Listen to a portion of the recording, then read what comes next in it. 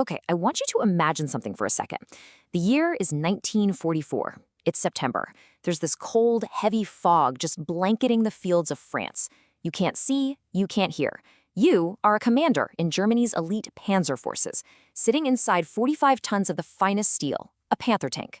You are, without a doubt, the king of this battlefield. And then, something flickers through the gray. A shape. It's small, and it's moving impossibly fast. You hear a crack, see a flash, and then it's just gone. It vanished back into the mist before your gunner could even start to turn that heavy turret. What you just saw makes absolutely no sense. And that's because this isn't just a story about a tank battle. This is the story of a blueprint. A blueprint for how speed can shatter strength and how one revolutionary idea can bring an entire empire of steel crashing down. So let's just park on that quote for a second. Something that violated everything he understood. Really let that sink in. That's not just surprise he's feeling. It's not just fear. It's his entire reality, his understanding of the world, being shattered in an instant. For a German tank commander, warfare had rules, like gravity, and the biggest rule was simple. Bigger guns and thicker armor will always, always win. What he saw that day was like watching an apple fall up. It was a ghost that could punch through steel. It was a weapon that didn't just break the rules of war, it was rewriting the entire book right in front of him. And this is where it all went down, the fields around Arracourt, France. Now, the German 113th Panzer Brigade rolled in with all the confidence in the world. I mean, these guys were seasoned veterans, they had the awesome Panther tank, and they were absolutely convinced that American tanks were basically toys. They figured they'd just roll right through the Allied lines. But when they pushed into that fog, they weren't fighting the enemy they'd trained for. They were hunting ghosts.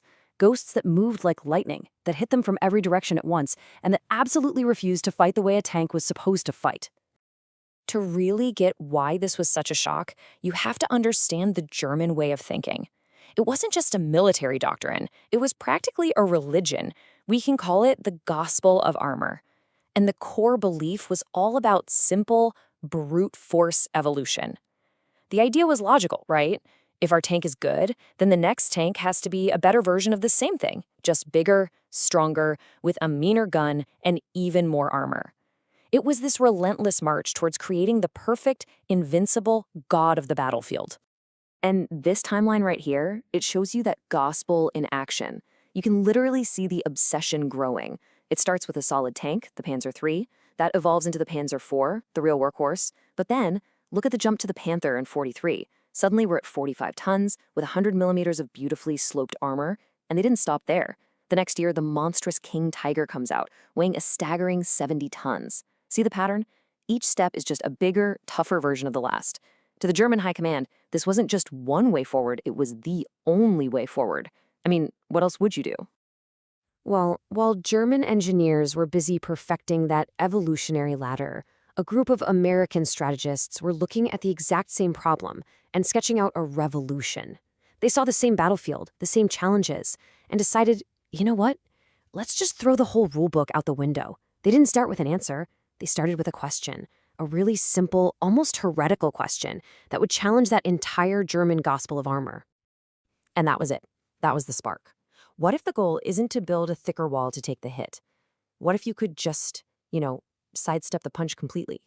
This is way more than just a new tactic. It's a massive philosophical shift. It's the decision to trade tons and tons of steel armor for a few precious seconds of speed. It was a huge gamble, betting everything not on your ability to survive a hit, but on being too darn fast to ever get hit in the first place. And this idea got its own name, the Tank Destroyer Doctrine, the brainchild of Lieutenant Colonel Andrew Davis Bruce. Now, what's so fascinating here is the list of priorities. Just look at what they valued most. Number 1, speed. Number 2, firepower. Number 3, crew efficiency. And armor, the one thing the Germans worshipped? It was so far down the list it barely mattered. The whole point wasn't to build a heavyweight brawler to go slug it out with a Panther. The goal was to build an assassin, a hunter-killer designed to ambush, get the kill, and be gone before the smoke even cleared. So, what does a tank built on that philosophy actually look like? Well, you get the M18 Hellcat, and its story starts in a place you'd never expect. It wasn't designed by some old-school weaponsmiths. Nope. The lead designer was Harley Earl, the guy from Buick who designed sleek, beautiful cars. And you can totally feel that Detroit DNA in it. It was a featherweight at just 20 tons, but they crammed the exact same 400 horsepower engine into it that the much heavier 33-ton Sherman tank used. Just think about that power-to-weight ratio for a second. The result? A mind-blowing top speed of 55 miles per hour on a good road. It really was, for all intents and purposes, a race car with a cannon. Okay, so let's go back to Arracourt. Let's see what happens when this revolutionary idea hits the real world. This is it. This is the moment where the two philosophies, German evolution versus American revolution, finally clash head-on. This wasn't some debate on a whiteboard. This was a brutal, real-world test. Could a machine built like a race car actually beat a monster forged from the gospel of steel? All right, just look at this comparison. The numbers here tell you everything you need to know. Top speed, the Hellcat is nearly twice as fast. But speed is only part of the story. The really critical number here, the one that meant life or death on the battlefield, is turret traverse. It took a Panther a full minute, 60 seconds, for its heavy turret to grind all the way around. The Hellcat's lightweight, hand-cranked turret, just 15 seconds.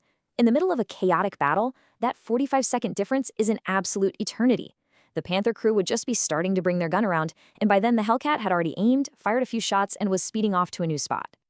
And because of those incredible stats, the Americans could pull off this tactic that was less of a battle plan and more like a brutal, beautiful dance. They called it fix and flank. It's a three-step move. First, one group of Hellcats acts as bait. They engage the Panthers from the front, making a lot of noise, drawing all their fire, and fixing their attention and their slow-moving turrets straight ahead. Now, while the Panthers are distracted, two other groups of Hellcats are already moving, using that incredible speed to race around to the sides. That's the flank. And finally, the finish. The flanking Hellcats just hammer the Panthers' thin side armor, getting kill shots before the German crews even figured out they were being shot at from the side. But you know, there was a secret ingredient that made this whole complicated dance possible. It wasn't just the engine, it was the radio. Every single American Hellcat had its own radio. This created this incredible network of instant, real-time communication. Commanders could coordinate these complex maneuvers on the fly, adapting to the battle in seconds. And the Germans? Well, they often had just one radio for the platoon leader. Everyone else was still using hand signals and flags, like something out of World War I. That communication gap was huge. It turned a speed advantage into total tactical dominance. The psychological effect of all this was just devastating for the Germans. And nothing proves that more than this one order from one of their best tank generals, Hasso von Manteuff. He told his men, "Do not pursue. Do not engage in mobile battle." I mean, just think about that for a second. This is a general from the army that invented the Blitzkrieg, the masters of mobile warfare, and he's ordering his men to stop moving. He's telling his panzer crews to basically turn into stationary bunkers because they simply could not win a moving fight against the Hellcats. It wasn't just a military defeat. It was them being forced to give up their entire identity as soldiers. And the final numbers? They speak for themselves. Across the entire war, for every one M18 Hellcat that was lost, it took out 2.4 enemy tanks. That's just a stunning statistic. It's the ultimate proof that a better idea can win. This wasn't a victory for thicker steel. It was a victory for a better blueprint. So what you have to understand is that the Battle of Arracourt wasn't just some tactical win that gets written down in a history book.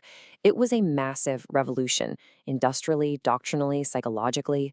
And the lessons that were learned in those foggy fields, they didn't just end when the war did. They created a whole new blueprint, a new way of thinking that is still incredibly relevant today.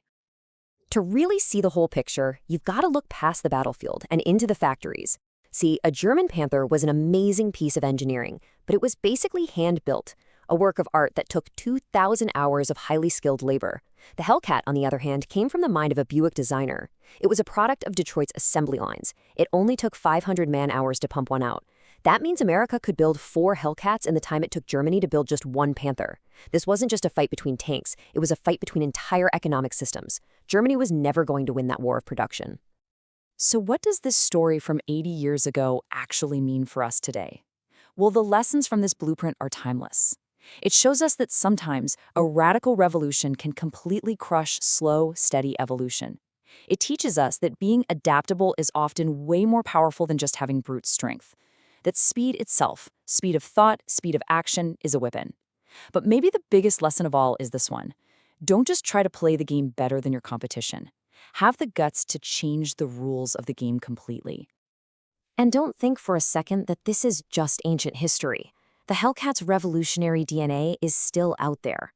When you look at a modern beast of a tank like the M1 Abrams, you're seeing the Hellcat's legacy. Yeah, sure, it has amazing armor, but what really makes it so deadly is its incredible speed from a jet engine, its advanced sensors that give the crew total awareness of the battlefield, and the fact that it's famously reliable. The core ideas of the Hellcat, mobility, awareness, dependability, they became the foundation for how America fights on the ground today. Which kind of leaves us with one last question to think about. This blueprint, the idea of speed over strength, agility over size, a disruptive idea taking on an entrenched giant, that didn't die in 1945.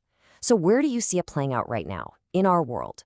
Is it in business, where some tiny startup with a new app can bring down a 100-year-old company? Is it in media, in science? The story of the Hellcat is way more than a history lesson. It's a powerful reminder that the biggest and the strongest don't always win. Sometimes, the winner is just the one who's fast enough, smart enough, and brave enough to write a whole new set of rules.